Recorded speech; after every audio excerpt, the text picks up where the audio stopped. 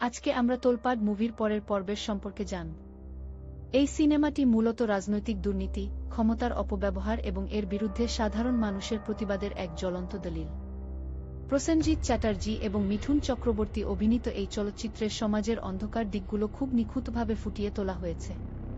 একজন সৎ police officer এবং একজন সাধারণ মানুষ কিভাবে একজোট হয়ে সমাজের শীর্ষস্থানীয় দুর্নীতিবাজদের বিরুদ্ধে যুদ্ধ ঘোষণা করে, সেটাই এই সিনেমার মূল আকর্ষণ। একের পর এক ক্ষমতার লড়াই, চক্রান্ত এবং ধোঁকা দেওয়ার খেলা চলতে থাকে।